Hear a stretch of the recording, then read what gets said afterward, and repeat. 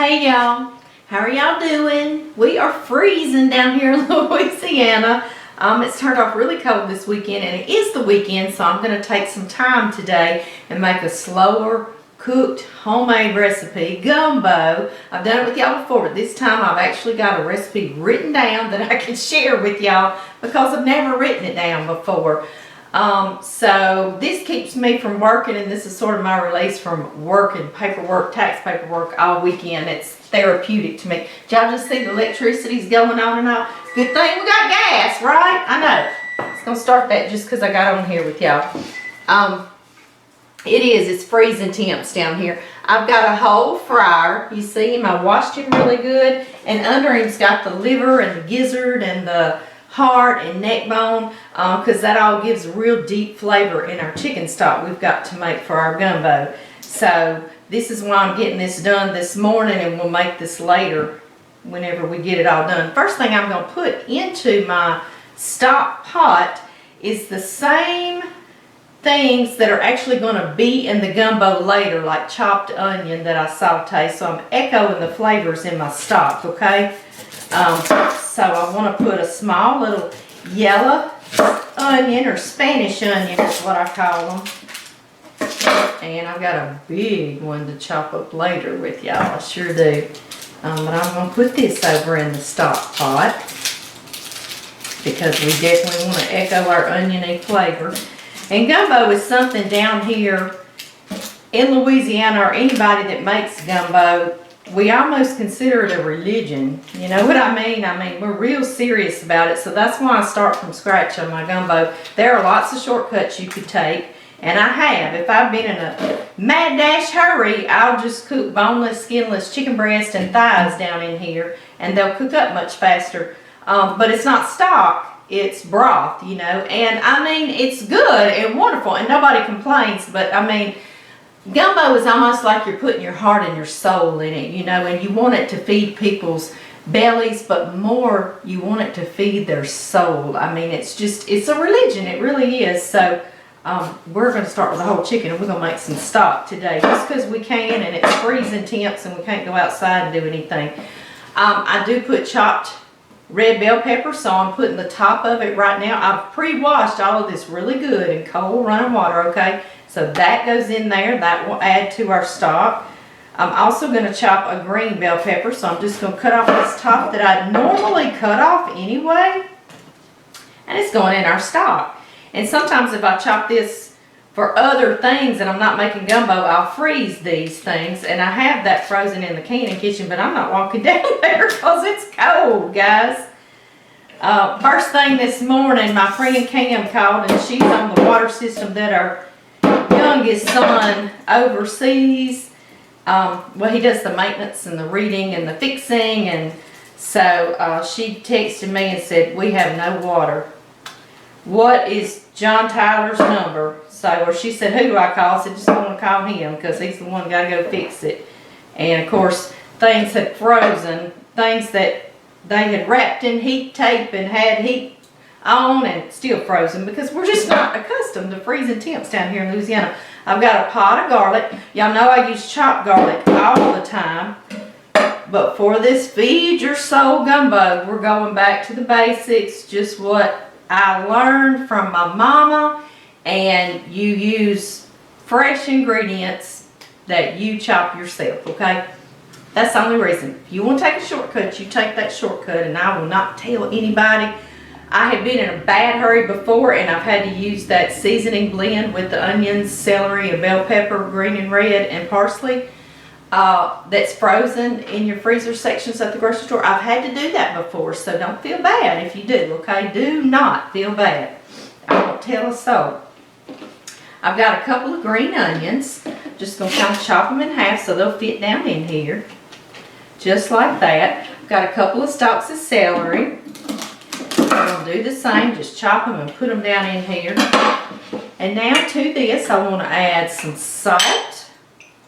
I thought too gumbo would feed and warm the bones of my family back up after they've been out working in this cold this morning. I got 1 teaspoon of salt. That's what I'm going to put right now to that whole chicken because we're adding so many other flavors. I don't want to make it too salty to begin with. I can always add that later, and I probably will not, guys. I'm putting some whole peppercorns. I'm not even going to bother with grinding it. This is that pepper melange that has pink and red and green and white and black peppercorns in it. Can y'all see them right there? Yeah. And I'm putting a nice healthy teaspoon in there, and it doesn't make it hot. A lot of things that I make, y'all would say I can't eat spicy, but honestly it doesn't make it taste hot, you know, if you're just looking for the taste. I also have black peppercorns, so do not sweat it and think you got to go out and find a pepper melange, okay? Do not do that. Don't make it harder than it already is, right? And bay leaf, we've got some good friends that live down south in Kenner, Louisiana. Pamela and Oscar, and they furnished us with these off their bay tree down there. We're North Louisiana, so ours freeze up and theirs doesn't, but that's part of it. So I want to give them a shout out because they keep me in those fresh ones and I love them. That's about it, guys. We just need some water in here, and I got me a pitcher of water so I wouldn't have to leave y'all too long. Let me see. Y'all see over in here. Y'all need to see over in here, don't you? I know that takes more time, but I just want you to see the colorful little rainbow we've got going on. And I'm just going to fill, well, I'm going to cover everything is what I'm saying, just till I've got everything covered. There we go. Perfect. That was perfect. I'm going to put it up here on the stove. And how you make stock or cook this chicken down. First, I'm going to bring it to a nice boil. Then I'm going to turn it down on low, and I'm going to partially cover it with my lid. Like this, you know how you kind of just stick it off to the side a little bit so it won't boil over. That's what I'll do once I bring it to a boil and turn it down on low and let it simmer. And I'm going to let it cook 1.5 hours, 2 hours, easy, not a problem. I've got to chop all of these veggies. I've got more garlic. I've got green onions and celery and this big old yellow onion. And I'm going to chop all this, and we've got to make that roux together. But first, as y'all see, I've got to go get dressed. So I just got up and thought I'd get this chicken started with y'all. And so I'm going to go get dressed, and I'm going to check on my guys because they're out in the cold. And I'll get back with y'all and we'll finish this gumbo, okay? Okay, y'all, some of the things I have talked to y'all about before, I've never showed you how to chop.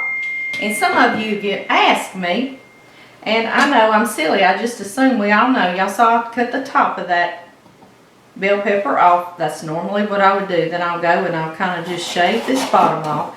See, I can chop him or he can go in stock, either way. Then you've got the seeds left down in here. So I just come in and you kind of just cut right like that where those seeds are attached to the inside of that bell pepper. Just like that, okay? How easy that was. And then you can pull, I got my garbage bowl right here. I need to back y'all up just a little bit, don't I? Y'all can't quite see what I'm doing. I'm going to come back y'all up, okay? See how that cleaned him out so well? Even got the little veins out pretty good. Let me back y'all up some. Okay, okay. Is that a little better? Just a little better? Little. Same thing, we've got his seeds. And I've got this bottom part. I can slice that off. Now I go down and I just start cutting. Another thing you can do is go on and slice him open like that. But I don't like to do that because my seeds start popping out to get it out. So I just do it while it's all one piece, just like this. Then I simply reach in over my garbage bowl and I pull that out that I sliced on. And it might leave you just 1 or 2 seeds easily you can clean out of there. So I love doing it that way. And a seed here or there ain't gonna hurt anything, is it? But we like our food to be pretty, don't we? I know, I do too. So then we simply just, now we're gonna make some sticks. We're gonna slice some sticks into this bell pepper. See how we're just making these sticks? And with the little sticks, we're going to turn those sideways, just like that, and cut across them. And now we are dicing our bell pepper. Just that easy. And we're going to have to tuck our fingernails this way, okay, and our fingers. Keep them out of the way of that blade. And that's another thing. Don't put your finger up here on your knife blade. Keep it down here.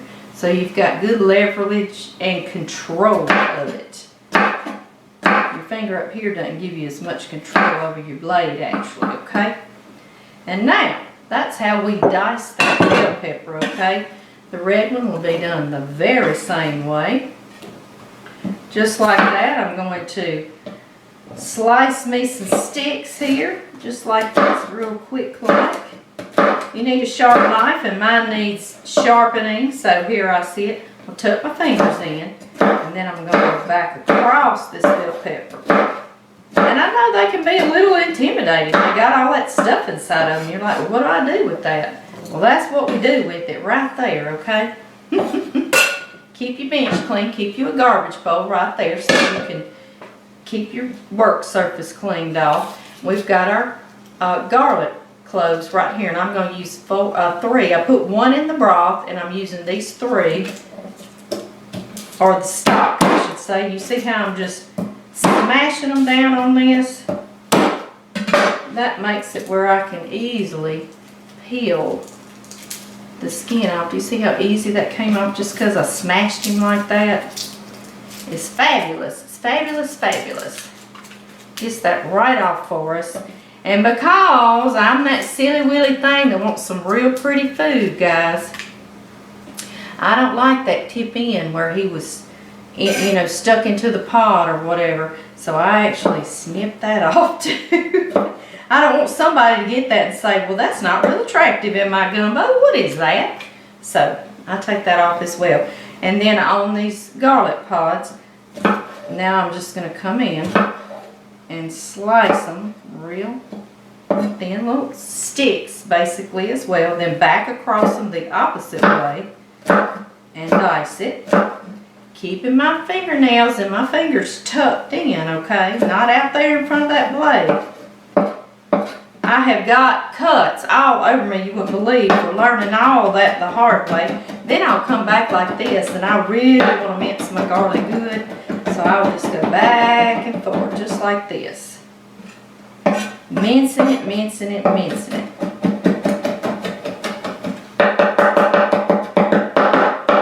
Get it nice and small, just like that, guys. And if I want to scrape something, I don't use my blade. I'll use the back of my knife, okay? I'm just going to push that out of the way right now.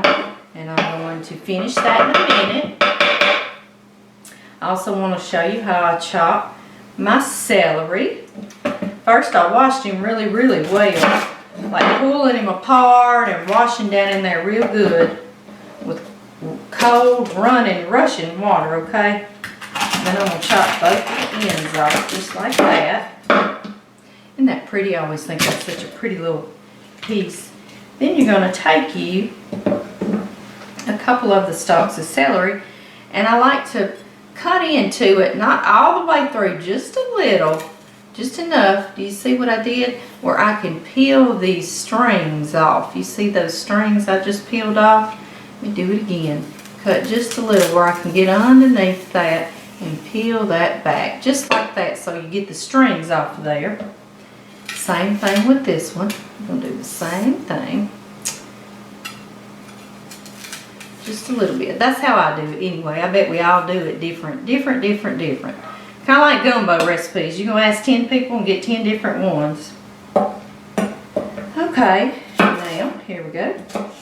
I'm going to cut these also into sticks, just like that, long running thin sticks. Because the thinner I get my little sticks, when I go across them, the smaller it'll be chopped. So take out that time to do some real thin little sticks. Again, come back here, tuck my fingers, and start chopping down my celery. Just like this. You don't have to go fast, but if you can, you can. And now we have our diced celery. We are making the holy Trinity, or the Blessed Trinity. We're making chopped celery, chopped onion, and chopped bell pepper. And that is considered the Trinity around here. The Father, the Son, and the Holy Ghost. That's what we're doing, and we're going to add our garlic to it. Because the Trinity loves garlic to show up. Yes, it does. Loves it. Alright, now I'll show y'all how I chop my onion. And then I'll get off of here and come back when we get ready to make that roux and debone our chicken. Okay, I cut both tip ends of it off, and some people don't. Some people leave that root end on there, but I don't. I want to take it off so I can chop it. But some people like to leave that on there because it'll kind of hold your onion in place. So if you do, you go right ahead. I am not stopping you. And I'm just peeling that outer layer off, so we'll have a nice clean onion here. I pre-washed him too on the outside, so when I put him on my board, he's not getting my board dirty. Right? I know. Okay, now, I've got 1/2. And I'm going to start down at the bottom, and I'm going to start slicing into it. Far back, but not all the way through, so he'll stay intact. Slice again, and I think I'll do one more up top. Now see how I've got my hand up. So I'm not going to slice into my hand. I've got it up and out of the way, okay? Now, this way, I need to chop some long lines. Some people say you don't have to do this step, and you don't have to if you don't want to, but Amy does. I do this step right here, and I'm not going to not do it. It's just what I do. And again, now I can cut it, and I've got small little pieces, and I love that. Just like that. And I'm keeping my fingers. See how I got to cut it straight down, almost tuck. Keep them out of the way. Just like this. Now when I get down to this piece that I did not pre-chop on, I'll just turn it over and I'll chop it like this. And get them small too. Just like this, guys. And that pretty well sums up all my vegetable chopping. Put that over into my good bowl. Sometimes do you put your good stuff in your garbage bowl and your garbage stuff in your good bowl? I have too. Yes, I have. Okay, the only other thing I'm going to chop is green onions. And I pre-washed all of these as well. Just saying is all. Whew, that white onion, he's got me sad, and my goggles that y'all sent me are down in my canning kitchen. Okay, so I line those up like that. And cut their little roots off. And then I come in, keep my fingers tucked because I'm fixing to start chopping. And I'll start chopping like that. And if you want to cut those real pretty ones, these are going in my gumbo and my roux, so they don't have to be real pretty, as I say. But if you want to make those diagonal cut ones, that's exactly what you do like this. If you're doing it for finishing on a soup, you just angle your blade like that. And I'll come way on up on this green, and then when I get to the tip end of the green, I'm going to stick this over my pot of stock going over there, okay? So that's got real pretty diagonal cuts there for us. And then I've got the regular way chopping onion. And that's it, guys. So I will see y'all back when I get finished, and we'll start making that roux, okay? So guys, when you get down to your celery and you're cutting your sticks of celery to dice, you'll find the little ones and the tender ones in the middle. If you don't eat them all like me, you'll see they've got little leaves on them, and those are wonderful in here too. So you just leave those little leaves right on there, and you chop them up because they are flavor as well, okay? You do not have to get rid of those. No, you do not.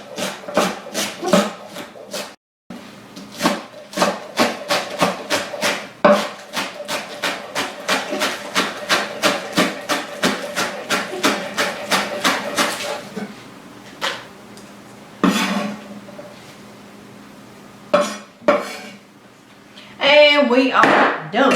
We gotta get started on this roux, don't we? Yes, we do. I'm gonna get y'all down here. Get y'all on to the cooking action. Y'all see our chicken, it's been boiling over here for quite some time, so I got it sitting and resting, trying to cool just a little bit.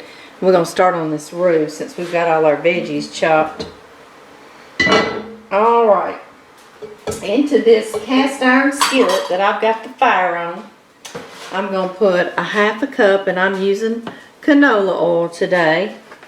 You can use peanut oil, you can use vegetable oil, any kind of oil you want to use. I have used butter before, but I find I tasted a little too much in my gumbo when I just do a butter roux, although it's really good.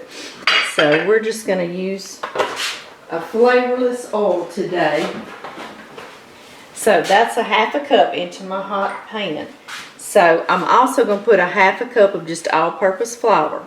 Okay? So equal parts of your oil to your flour, okay? And let's see, I'm going to get a wooden spoon so I won't make tons of noise here scraping and cooking this roux. And now we'll talk a little bit about a roux. It does take some time, and can you leave that out of gumbo? No, you cannot, because it's not going to be gumbo, okay? This is the most important part of your gumbo, is your roux, honestly.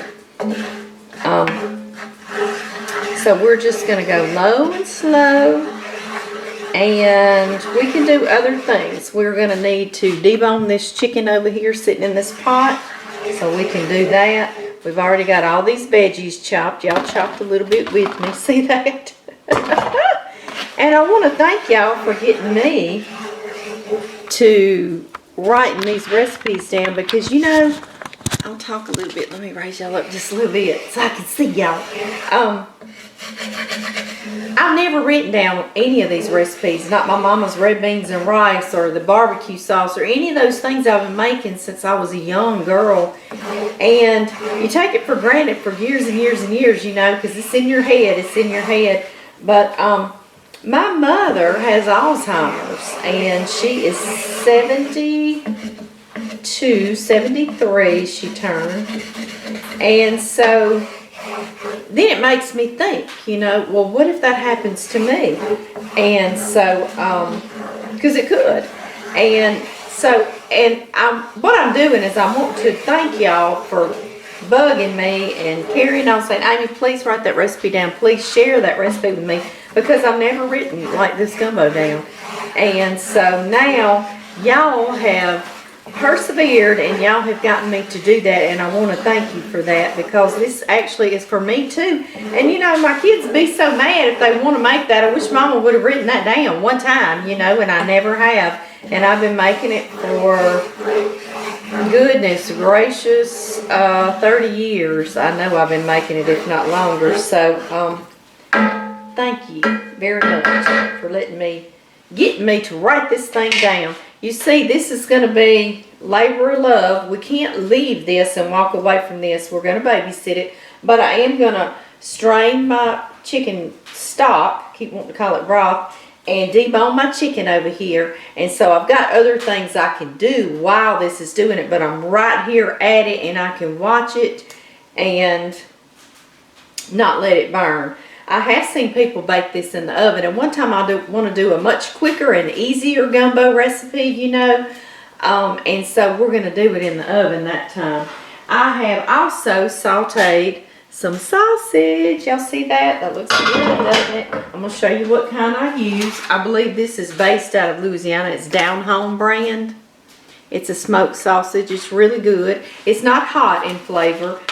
Just a little spicy. We don't really like our gumbo hot, okay? You want it good so you can taste all the flavors and not just burn your tongue. So anyway, I've pre-sauteed that, and that is pretty important, because if you don't, you can tell it's almost like you just boiled your sausage rather than sauteing it and getting that little bit of caramelization on the outside. So saute your sausage and put that to the side. Let's give this a little stir and see. Can y'all see it's already starting to change colors a little bit? Roux are for different things. If you're making like an etouffee, it's not going to get very dark at all. But if we're making gumbo, I cook mine down to where it literally looks like chocolate, okay? And you will see that with me. So it's going to take somewhere around 30 to 40 minutes to do that. But you see, we've got plenty of other stuff to do, so that's no big deal as long as we're right here watching it. And so do it on low. You can't crank it up on high and get it done. That's not going to work either. It's just going to burn on you, okay? So we're going to do that. I'm fixing to strain this and keep all my stock. I'm going to put it back in here, so then I'm just going to have my stock sitting here ready to go over in there, okay? So I'll see y'all back in just a little bit. Hey y'all, it's been 5 minutes or so. You see how we're changing to another color? I've scooped my chicken out of here. He's falling apart tender, which I love. Yes, I do. And I'm straining my stock. See if I can do this and not burn us all. Straining out my bay leaves and my celery and onion and bell pepper. And all my little peppercorns, you know. They lended real good flavor. They've done their job. Alright, so now I can return this back to the pot. Slowly and carefully. Carefully and prayerfully. That's what my Papa Worship always used to say. Y'all be careful and prayerful, he would say. And we left their home. It's looking good. Okay, guys. Now, he's hot. Get him out of our way. I'm going to stick this back here. And I'm going to stand right here so I can babysit this pretty roux we've got going. Stir it every once in a while, just like that. And I'm going to start deboning our chicken. So I will see y'all back shortly. Woo! It's hotter than a $2 pistol. It really is.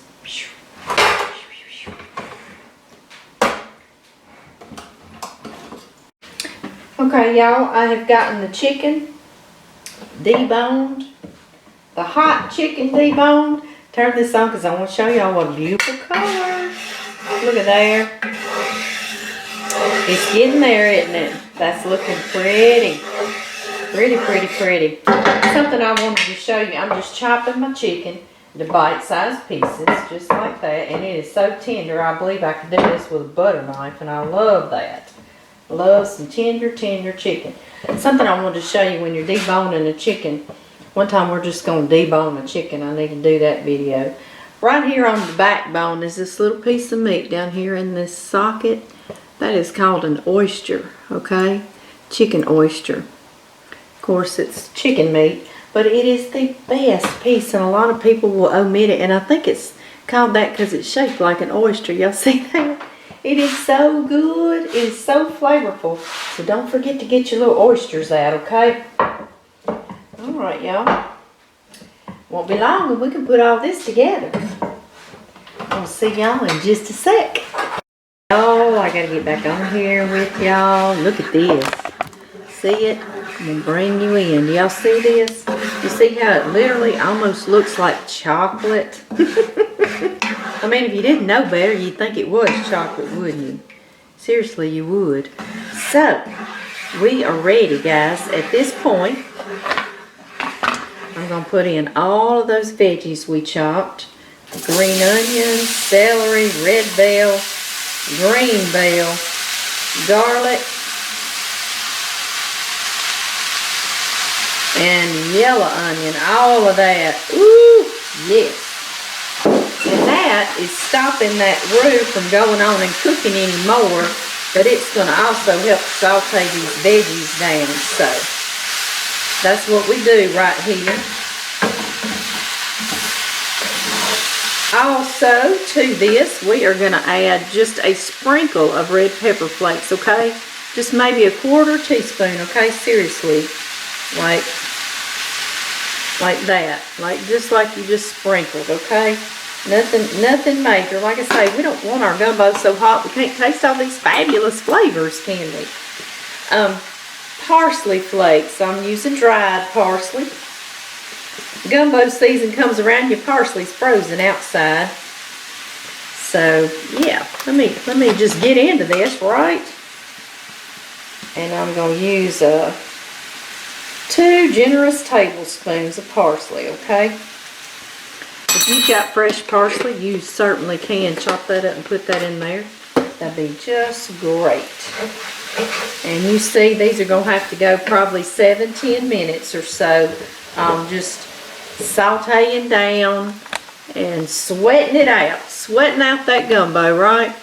And I've got my stock back over here on the stove, and I'm going to turn the fire on it and get this chicken stock going and get all heating up so we can put all this gumbo together. Hey y'all, one other thing I want to tell y'all that I'm going to add in here is about a tablespoon of that gumbo filet we made together. See how you can buy it? This is Zatarain's, and I want to show you the difference in color of the homemade that we made out of the sassafras trees outside. They grow wild. They're along fence rows and everywhere else, and I've got that video, and honestly it's 2 videos because you pick it and dry them and then you make it later, and that was not this past summer, but the summer before that, so it's been a while. I'm going to have to make some more this coming August. We'll do that. Now see, these are looking good and wilting down and sauteing, but we're going to put some of this filet in there. Sassafras filet. Do you see our homemade is green and it's very fragrant, and some store-bought, you see how brown it is, but I read about it and it said that there may be some other little things in there, woodsy like things that don't harm you, but it kind of takes away from that sassafras leaf flavor. So that's why we made some homemade. But listen, I have not had homemade for many years and used this, and we liked it just fine. So I'm not bashing it, I'm just saying I'll link the video to this one in there. But let's put us a good tablespoon here of this gumbo filet. Or sassafras, I should keep calling it. I like to put all my spices in here, as you see, and kind of let them saute too and get a little toasted, and it kind of adds a deeper little bit flavor, but you don't have to. You could put it on over in the chicken stock there. And I'm also leaving this out because we will sprinkle some of this fresh on top of the gumbo before we eat it as well, just a little sprinkle. So let me not put that up, guys. These need just about 5 more minutes, and we're going to put all of this together finally. I know I keep saying we are, but we really are. We really, really are. I've got some rice going back here, so we got to have that rice. Some people like gumbo on potato salad, right? I know. John and I like it on rice just fine, but I've had it on potato salad and it tastes pretty good. So just depends on how you were raised, how you like to eat it. Okay, y'all, it's time. It's time. I've got this chicken stock over here where y'all can see it. And we're going to start putting this roux and these veggies in here. And that cast iron skillet is so heavy and so hot. I wonder if I just might be able to get it up here. Let's see here, guys. Y'all gonna help me? There we go. I know I need to be careful. I do. Now then, this is gonna help us get this done faster, isn't it? I wish so much y'all could smell this. Ooh, it smells good. John's in the living room building us a fire. We're going to sit by the fireplace tonight and eat our gumbo. And he said, "Oh, baby, you smell like you're getting that food in there to act right. You're getting some act right out of it." Oh, goodness. We are getting some act right out of this, aren't we? Yes, we are. I know that's going to be hot. Let's see here, spoon. You can take it, can't you? Yeah, give it to me. Now then, we're going to bring this to a boil.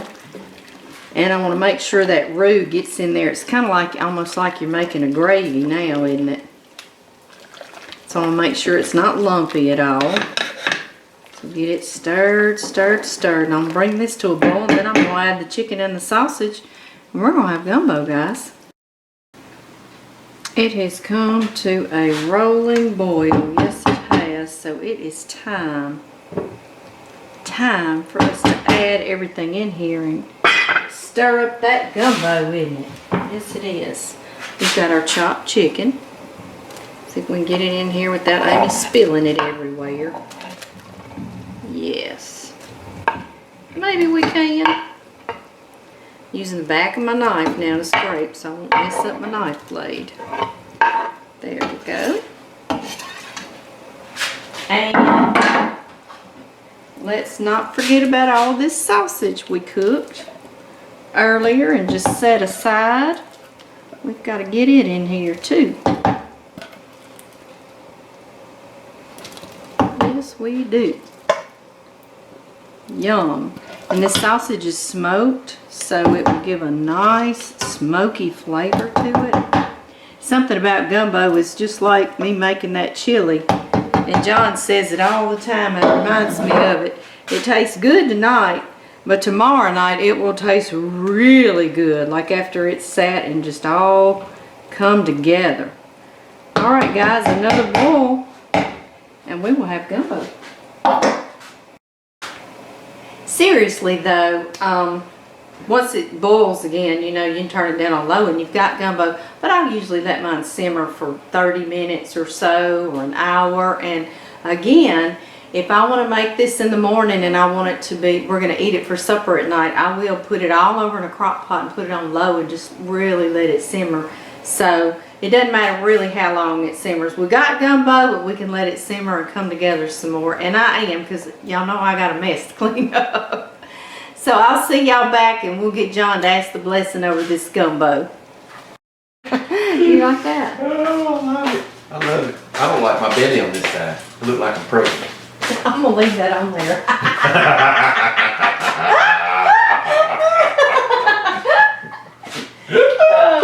I made him switch around because I said I didn't like my hair on that side like this. And so he now he's making fun. He doesn't like his belly. You silly thing. You silly thing. Heavenly Father, I just thank you so much for this meal, for this day, Lord, for watching after us, just keeping us safe and warm. Lord, please just lead, guide, and direct us. Just forgive us where we fail you, Lord. Lord, please be with the people in our prayers tonight. Be with our nation. In Jesus Christ's name we pray. Amen. Amen. Okay, y'all, it's time. It's time. Doesn't that look good, baby? Ooh. Everybody wants to see what the pot looks like, I'm sure. Let me do that and then we'll fix our I know I'm going to eat 2 bowls of it. I might eat 3. You might eat 3. You going to try to eat it all again? I am going to try to eat it all Now, this is again. another thing he tries to eat it all of. Does that look good to y'all? Yum. It smells really good. It does smell good, baby. I wish so badly that I could stand there and like feed Send them everybody. some smells. Yeah, or feed them. Or feed Feed them a bite. Just one bite. And say, go make this. But I can't. I can't do it. Baby, I was hoping you wouldn't be busy enough this winter where you could build me some platform up here. I need to do that. I don't know when in the world you were supposed to have done it. I don't either, sweetie. But it sure would be nice. I know it. Get you some chicken. There's a big old piece of chicken. Yeah, and I know you like your gumbo juicy. So. Oh, that's going to be great. Yes. Put it up here so everybody can see. See that pretty gumbo? Isn't that pretty, guys? This is how we do it. We get some rice. I need to do a whole show on just cooking rice. I do. We'll do that one day. We're going to get to it. I like to put, for picture stuff, rice right in the middle like that. and then what do we do with that sassafras filet? We're going to sprinkle a little bit right on top. Just like that. So look good to you, baby? That's pretty, baby. Let me go show everybody. Did you find us something good to watch on TV, or did you give up? I just give up. Y'all, I know. I wish so much I could hand y'all a spoonful of that. I really, really, really do right there. Oh my goodness. That's going to be great. You sit here and blow on yours while I'm fixing mine. You taste it for everybody. You know what somebody told me today? What did they do? I always say, oh baby, it's good. And they said that you would say, if I made you a dirt pie, Nope. you would say it was good. See? Anybody that knows me knows if I don't think it's good, He'll tell me. I won't volunteer and just tell you that it's bad. But if you ask me, I'll say, no, it's not good. He's told me that before I get him to taste something. I'll say, taste this, and he'll say, now, if you want to know the truth now, I'm going to taste it and tell you.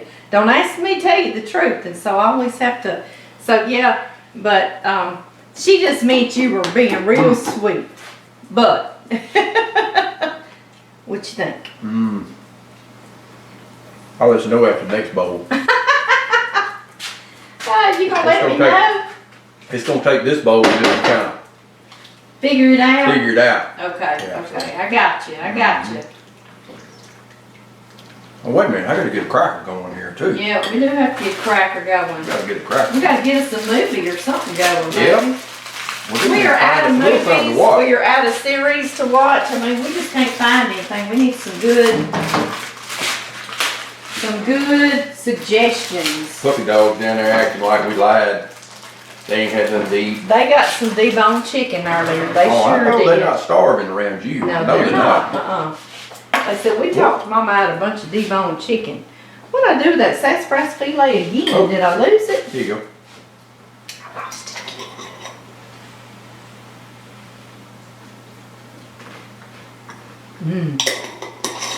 All right.